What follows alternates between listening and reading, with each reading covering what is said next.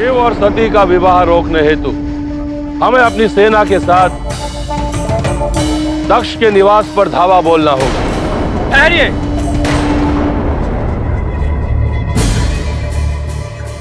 असुरराज, मैं आपके लिए शुक्राचार्य का संदेश लेकर आया हूं। वो महादेव से संजीवनी प्राप्त करने के लिए तप कर रहे हैं और उनका यह आदेश है कि जब तक ये तप सफल न हो जाए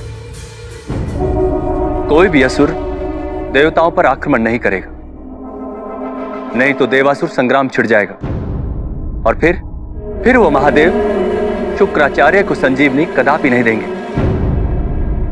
सोचिए असुरराज, यदि शुक्राचार्य के हाथ ही संजीवनी लग गई तो वो तो किसी को भी पुनः जीवित कर सकते हैं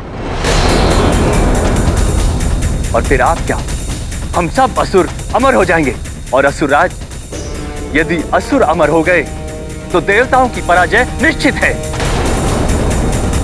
और तब असुरों का राज्य होगा, असुरों का।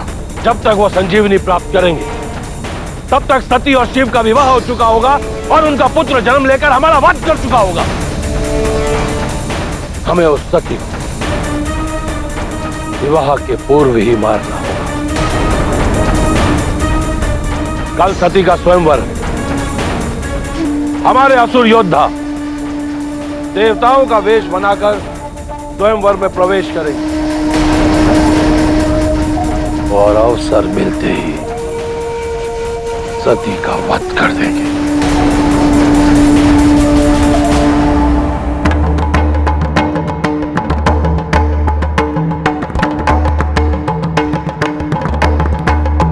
भले ही मेरा परिवार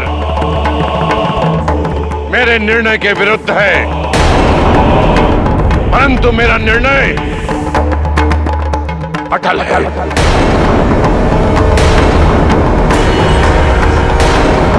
मैंने आज तक अपने इस परिवार को फलीभूत होने के लिए अपना सब कुछ न्यौछावर कर दिया, परंतु मुझे यह नहीं पता था कि एक दिन मेरा ही परिवार मेरे विरुद्ध हो जाए। सती, तुम्हें भी तो यही लगता है कि मैं तुम्हारा सबसे बड़ा शत्रु हूं? चुप क्यों हो? बोलती क्यों नहीं हो कि मैं तुम्हारा सबसे बड़ा शत्रु हूं और मेरी शत्रुता का प्रतिशोध है तुम्हारा स्वयंवर।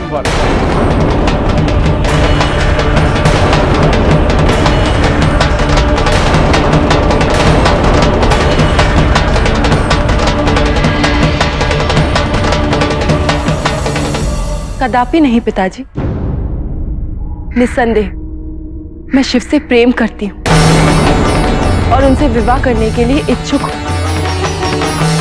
परंतु मर्यादा की शिक्षा भी मुझे शिव से ही मिली और आपकी पुत्री होने के नाते आपकी मर्यादा मेरे लिए सर्वोपरि है। आप स्वयंवर आयोजित करवाइए। ये तुम क्या कह रही हो सती?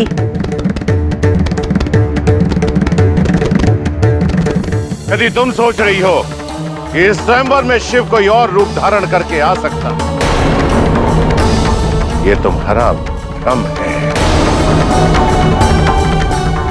मैं शिव को कोई भी रूप धारण करके आने नहीं दूंगा, क्योंकि इस बार मैं अपने साथ किसी को छल नहीं करने दूंगा।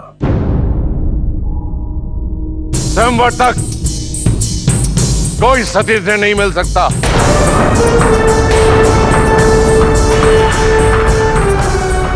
इसकी कोई आवश्यकता नहीं है पिताजी। आपकी हर बात मानने के लिए मैं कटिबद्ध हूं। कहिए, कहां चलना है?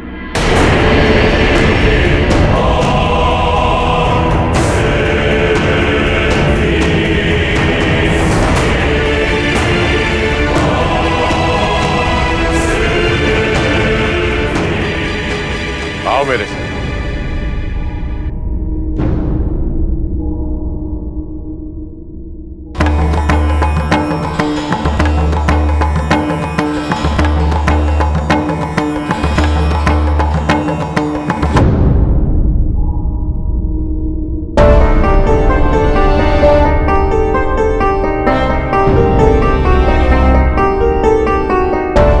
सती, मैं पुनः तुम्हें दक्ष रेखा में बंदी बनाकर रखने जा रहा हूं ताकि शिव तुम्हारे पास तक ना पहुंच सके। मुझे कोई आपत्ति नहीं है पिताजी, परंतु इसकी कोई आवश्यकता ही नहीं। इस रेखा से भी बड़ा बंधन है वचन का बंधन। उसी बंधन में बंधकर मैं शतभीत से विवाह करने के लिए भी तैयार हो गई थी। मैं आज आपको एक और वचन देती हूं। मैं शिव के साथ इस भवन को छोड़कर तब तक नहीं जाऊंगी जब तक आप अनुमति न दें। निश्चिंत रहिए पिताजी, शिव भी आपकी मर्यादा का हनन करके मुझे यहां से नहीं लेकर जाएंगे। मेरे शत्रु शिव पर तुम्हें इतना अधिक विश्वास है कि तुम... स्वामी,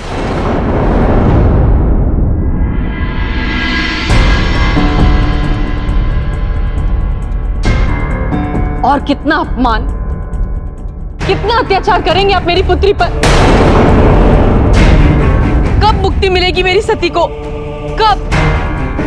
प्रजापति, आप सती का भाग्य अपनी इच्छानुसार नहीं लिख पाएंगे, तो फिर ये प्रयास क्यों? सती का स्वयंवर मेरे लिए प्रतिष्ठा का विषय बन गया है और अब मैं पीछे नहीं हटूंगा। मेरे इस निर्णय में किसी का भी हस्तक्षेप मुझे स्वीकार नहीं है।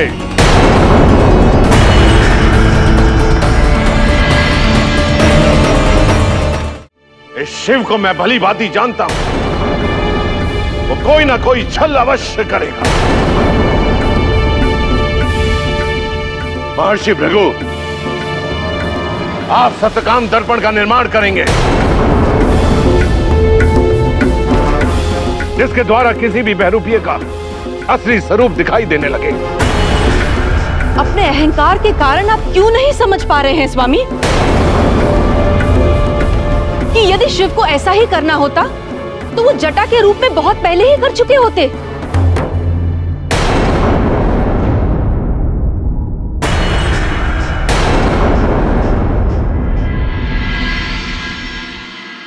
आपने मेरे प्रश्न का उत्तर नहीं दिया महर्षि भृगु। क्षमा कीजिए प्रजापति। महर्षि भृगु, आपकी शब्दावली में इतने सारे किंतु परंतु कहां से सम्मिलित हो गए? आजीवन मेरी कृपा पर जीते रहे और आज जब मुझे आपकी सबसे अधिक आवश्यकता है तो आप मेरा साथ छोड़ रहे हैं। मैं आपका नहीं प्रजापति, आपके अहंकार का साथ छोड़ रहा हूं। रघु ऋषि,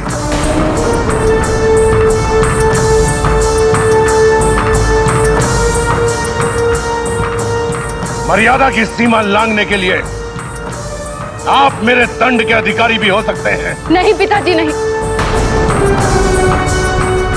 ऐसा अनर्थ मत कीजिए। स्वयंवर मेरा है। यदि पिताजी को इसमें दर्पण की आवश्यकता लगती है तो मुझे इसमें कोई आपत्ति नहीं। आपको मेरी सौगंध महर्षि, अब पिताजी की इच्छा पूरी करो।